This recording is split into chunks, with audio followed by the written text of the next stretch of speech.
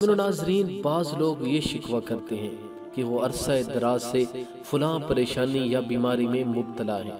اس سے نجات کے لیے گڑ گڑا کر دعائیں کرتے ہیں اور و وظائف بھی پڑھتے ہیں، نماز روزے کی پابندی بھی کرتے ہیں، صدقہ و خیرات بھی کرتے ہیں، بزرگوں کے آستانوں پر جا کر دعائیں بھی مانگتے ہیں، بھوکوں کو کھانا بھی کھلاتے ہیں اور کوئی فقیر نہیں چھوڑتے۔ طرح طرح کے جتن بھی کر لیے مگر پریشانیاں ختم ہونے کی بجائے مزید بڑھتی ہی جا رہی ہیں۔ اور بعض نادان تو یہ بھی کہتے سنے جاتے ہیں کہ کہتے نہ جانے ایسا کون سا گناہ ہو گیا ہے جس کی ہمیں یہ سزا مل رہی ہے۔ اس طرح کی بھڑاس نکالنے والوں کو چاہیے وہ دعا قبول نہ ہونے پر شکوہ شکایت کرنے کے بجائے اس کے اسباب پر غور کرے۔ ہو سکتا ہے قبولیت دعا کی راہ میں رکاوٹ خود ان کا اپنا کردار بنا ہوا ہو۔ مثلاً بسا اوقات دعا کی قبولیت میں حرام خوری آڑے آ جاتی ہے جس کے سبب دعائیں قبول نہیں ہوتی، جیسا کہ سرکار دو عالم صلی اللہ علیہ وآلہ وسلم نے ارشاد فرمایا، اللہ پاک ہے اور پاک ہی کو دوست رکھتا ہے۔ اور اللہ تعالیٰ نے مومنین کو بھی اس کی کا حکم دیا جس کا رسولوں کو حکم دیا۔ اس نے رسولوں سے فرمایا، یا ایھا الرسل کلوا من الطیبات واعملوا صالحا، کہ اے پیغمبروں پاکیزہ چیزیں کھاؤ اور اچھا کام کرو۔ اور مومنین سے فرمایا، یا ایھا الذین آمنوا کلوا من طیبات ما رزقناکم، اے ایمان والو کھاؤ ہماری دی ہوئی ستھری چیزیں۔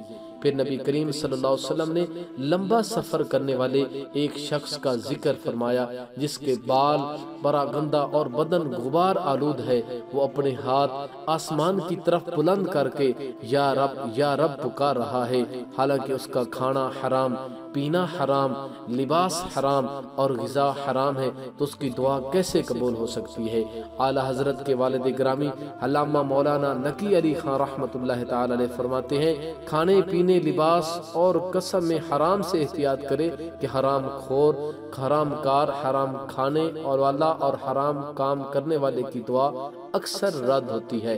سامعین و ناظرین، حضرت سیدنا عباد خواص رحمت اللہ تعالی علیہ سے منقول ہے، ایک مرتبہ حضرت سیدنا موسیٰ علی نبینا علیہ السلام کسی مقام سے گزرے تو دیکھا ایک شخص ہاتھ اٹھائے رو رو کر بڑے رقت انگیز انداز میں مصروف دعا تھا۔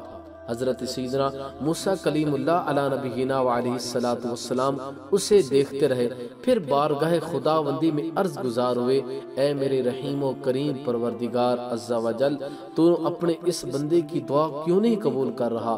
اللہ عز و جل نے آپ علیہ السلام کی طرف وحی نازل فرمائی، اے موسیٰ اگر یہ شخص اتنا روئے کہ اس کا دم نکل جائے اور اپنے ہاتھ اتنے بلند کر لے کہ آسمان کو چھو لے، تب بھی میں اس کی دعا قبول نہ کروں گا۔ حضرت سیدنا موسیٰ کلیم اللہ علیہ السلام نے عرض کی، میرے مولا اس کی کیا وجہ ہے؟ ارشاد ہوا، یہ حرام کھاتا اور حرام پہنتا ہے اور اس کے گھر میں حرام مال ہے۔ اللہ اکبر! اللہ تعالیٰ کی بارگاہ کے اندر ہمیشہ گڑ گڑاتے رہے۔ سنا آپ نے، جو حرام کھاتا، حرام پہنتا اور اپنے گھر میں حرام مال رکھتا ہے، وہ اپنی دعاؤں کے ثمرات سے خود کو محروم کرتا ہے اور قہر و قہار و غضب جبار میں گرفتار ہو کر عذاب نار کا حقدار قرار پاتا ہے۔